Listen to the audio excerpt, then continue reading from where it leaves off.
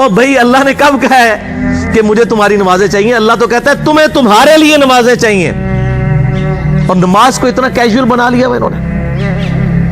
صحیح مسلم کے اندر حدیث ہے، آپ صلی اللہ علیہ وآلہ وسلم نے فرمایا بندے کے کفر اور اسلام کے درمیان فرق ہی نماز ہے۔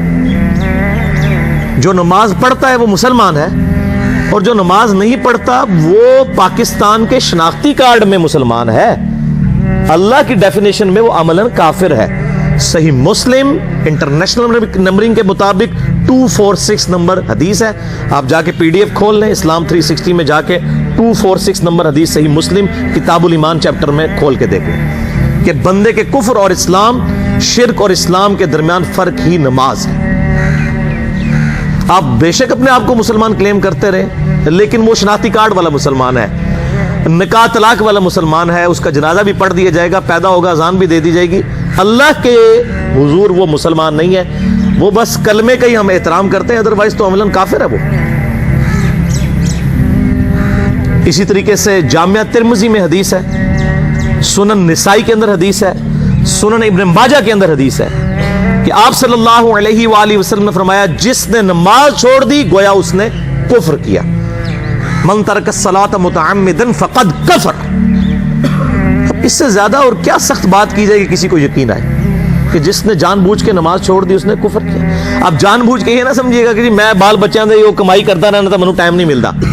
جان بوجھ کی ڈیفینیشن بھی نبی علیہ السلام نے بخاری اور مسلم میں موجود ہے کہ اگر کوئی شخص بے ہوش ہو جاتا ہے یا سویا رہ جاتا ہے، یہ دو آپشنز ہیں، یا تیسرا آپشن ہے وہ بھول جاتا ہے، تو جیسے یاد آئے اسی وقت وہ والی نماز پڑھ لے۔ لیکن جو شخص دنیا کو ٹاپ پرائورٹی مانتا ہے، اپنا آفس چھوڑنے کے لیے تیار نہیں، اپنا کلینک چھوڑنے کے لیے تیار نہیں ہے، اور اپنی دکان چھوڑنے کے لیے تیار نہیں ہے نماز کے لیے، تو ظاہر ہے کہ وہ تو اپنے آپ کو دھوکہ دے رہا ہے۔ اللہ تعالیٰ تو اپنے معاملات کے اندر بالکل اسٹریٹ فارورڈ ہے، بالکل یہ ذہن میں رکھ لیں۔ جامعہ ترمذی میں صحیح سند کے ساتھ موجود ہے، عبداللہ بن شفیق تابعی رحمہ اللہ تعالیٰ کہتے ہیں کہ صحابہ کرام علیہم رضوان صرف نماز کے چھوڑنے کو ہی اعمال میں سے کفر سمجھتے تھے، یعنی وہ کسی کو نماز پڑھتا ہوا دیکھتے تھے تو کہتے تھے یہ مسلمان ہے، اور کسی کو نماز پڑھتا ہوا نہیں دیکھتے تھے تو وہ کہتے تھے یہ کافر ہے۔ یہ جامعہ ترمذی ہے، یہ کوئی سٹوری بک نہیں میں سنا رہا آپ کو۔ مسند احمد میں صحیح سند کے ساتھ حدیث ہے، نبی صلی اللہ علیہ وآلہ وسلم نے معاذ ابن جبل سے فرمایا معاذ اللہ کے ساتھ کسی کو شریک نہ ٹھہرانا، خواہ تمہارے ٹکڑے ٹکڑے کر دیے جائیں، تمہیں سولی پہ چڑھا دیا جائے، تمہیں آگ میں جلا دیا جائے، اللہ کے ساتھ کسی کو شریک نہ ٹھہرانا، اور معاذ نماز بھی نہ چھوڑنا، کیونکہ جس نے نماز چھوڑ دی اللہ تعالیٰ کے ذمہ کرم سے وہ نکل گیا، اللہ کے حضور اس کے لیے کوئی حصہ نہیں ہے جس نے نماز چھوڑ دی۔ کتنا کرٹیکل ایشو ہے۔ اور اسی طریقے سے مسند احمد میں یہ ایک اور حدیث ہے کہ آپ صلی اللہ علیہ وآلہ وسلم نے فرمایا جس شخص نے اپنی زندگی میں نماز کی حفاظت کی، قیامت والے دن وہ نماز اس کے لیے نور ہوگی، نجات ہوگی، اور اس کے حق میں دلیل ہوگی، اور جس نے نمازوں کی حفاظت نہیں کی اس کے لیے قیامت والے دن کوئی نجات، کوئی نور اور کوئی دلیل نہیں ہوگی، الٹا اس کا حشر قارون، فرعون اور ابی ابن خلف کے ساتھ ہوگا، والعیاذ باللہ تعالی۔ یہاں تو ہم کہہ دیتے ہیں یا اللہ جو کچھ بھی ہے تیرے محبوب کی امت سے ہے، یعنی یا اللہ ہم نے تو اپنی اصلاح کوئی نہیں کرنی، ہمیں اسی طریقے سے ہی قبول کر لیں، والعیاذ باللہ تعالی۔ اور کچھ ویسے علماء کا بھی اس میں بڑا برا کردار ہے کہ انہوں نے نماز کو بھی اتنا مشکل فرض بنا کے پیش کیا ہے کہ ایک عام آدمی کے لیے، اور جو دنیاوی معاملات کے اندر بھی انوالو ہے، اور کسی ایسی عورت کے لیے جس کے کئی بچے ہیں، مطلب اس روٹین کے اندر اس نماز کو مینج کرنا مشکل ہو جاتا ہے۔ ہمیں تو عشاء کی صرف 17 رکعتیں بتا دی گئی ہیں، حالانکہ 24 گھنٹے کے اندر ٹوٹل نماز کی رکعتیں 17 ہیں جن کی اکاؤنٹیبلٹی ہے۔ اور میں یہ بڑے یعنی وثوق کے ساتھ ایک ذمہ دار مبلغ کی حیثیت سے یہ بات کر رہا ہوں۔ آپ صحیح بخاری اور صحیح مسلم کھول کے دیکھ لیں، فرض نمازوں کی تعداد جو ہے وہ 5 آئی ہے، اور ان کی رکعتوں کی تعداد بھی بیان ہو گئی ہے۔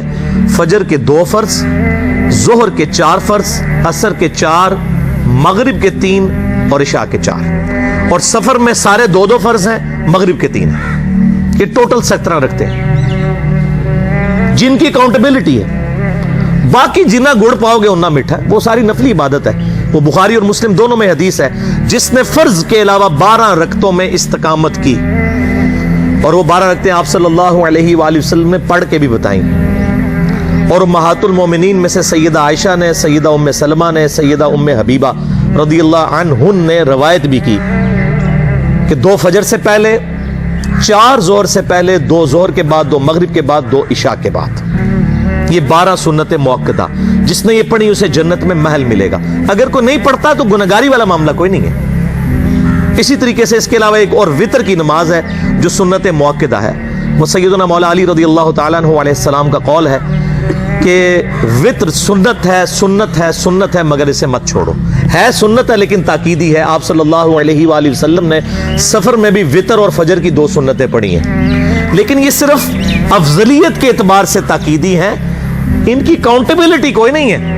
البتہ یہ ضرور ہے، سنن ابی داؤد میں ایک حدیث ہے کہ جس کی قیامت والے دن فرضوں میں کوتاہی نکل آئے گی تو اللہ تعالیٰ فرمائے گا میرے بندوں کی جو نفلی اور سنت عبادت ہے اس کو تول لو اور فرضوں کے ایکویلنٹ قبول کر لو. تو آپ اگر یعنی سنتیں پڑھیں گے تو اس کے ایکویلنٹ نفلوں کی کوتاہی پوری ہو جائے گی، ادروائز اکاؤنٹیبلٹی اس کی کوئی نہیں ہے. یہ ذہن میں رکھیے گا. صحیح بخاری اور مسلم دونوں میں حدیث موجود ہے. ایک صحابی آئے، انہوں نے کہا یا رسول اللہ صلی اللہ علیہ وآلہ وسلم میں جنت میں جانا چاہتا ہوں، مجھے کوئی شارٹ کٹ بتا دیں. آپ صلی اللہ علیہ وآلہ وسلم نے فرمایا اسلام لانے کے بعد نماز، فرض نماز کو قائم رکھ. پھر فرمایا فرض زکوٰۃ ادا کر، فرض روزے دے، روزے جو ہیں وہ ان کو ادا کر اور روزے رکھ. حج اس وقت فرض نہیں ہوا تھا، وہ زندگی میں ایک بار ہے. تو اس نے کہا یا رسول اللہ صلی اللہ علیہ وآلہ وسلم جتنا آپ نے مجھے بتایا نہ میں اس میں ایڈ کروں گا نہ اس میں سے کوئی چیز مائنس کروں گا. اور یہ کہہ کے وہ چلا گیا. آپ صلی اللہ علیہ وآلہ وسلم نے فرمایا اگر کسی نے کسی جنتی شخص کو دیکھنا ہے تو اس کو دیکھ لو جو یہ کہہ کے گیا کہ میں فرض نماز سے زیادہ کوئی نماز نہیں پڑھوں گا، صرف فرض روزہ ہی رکھوں گا، فرض زکوٰۃ ہی دوں گا. اب روزہ اور زکوٰۃ میں تو ہمارے علماء کو اور عام پبلک کو بھی جو دیندار لوگ ہیں ان کو ہضم ہوتی ہے کہ کوئی شخص یہ نہیں کہتا کہ بھئی پیر اور جمعرات کا روزہ. صحیح مسلم میں حدیث ہے کہ آپ صلی اللہ علیہ وآلہ وسلم کے نفلی روزوں کی یہ روٹین تھی. کوئی آپ کو یہ نہیں کہے گا کہ جس نے جمعرات اور پیر کا روزہ نہ رکھا اس کے رمضان کے روزے ہی قبول نہیں ہوں گے. کوئی کہتا ہے؟ کیونکہ ان کو پتہ وہ نفلی ہے. اسی طریقے سے زکوٰۃ تو صرف 2.5% ہے نا، باقی تو نفلی صدقات ہیں جتنے مرضی دیں. کوئی شخص نہیں کہتا کہ نفلی صدقہ نہ دیا تو آپ کی زکوٰۃ بھی قبول نہیں ہوگی. الٹا یہ کہتے ہیں وہ بس جی زکوٰۃ دے لو تو باقی سارا مال پاک ہے. لیکن جب فرض نماز کی باری آتی ہے تو اس وقت وہ 12 رکھتے بھی سنت موقدہ بیچ میں گھسیٹ دیتے ہیں. وہ بھی صرف فضیلت ہے. ٹوٹل 17 رکھتے ہیں، 2 فجر کی، 4 ظہر، 4 عصر، 3 مغرب، 4 عشاء. یہ میں کو اپنے لیے گراؤنڈ نہیں بنا رہا، میں تو الحمدللہ اس کے علاوہ بھی نفلی عبادت کرتا ہوں. لیکن میں بتا رہا ہوں خدا کے لیے لوگوں کو دین ایسا مشکل نہ پیش کریں کہ جو نبی علیہ السلام نے امت کو وہ دین نہیں دیا ہوا. اپنی مرضی سے انجیکٹ نہ کریں دین، لوگوں کے لیے مشکلات نہ کھڑی کریں، ان کو فرض نماز تک رکھیں. پھر انشاءاللہ کئی لوگوں کو میں نے اس طرح نماز شروع کروائی، انہوں نے سنت نماز بھی، نوافل بھی شروع کر دیے. لیکن آپ کم از کم وہ ڈیٹم لیول تو اچیو کروائیں لوگوں کا.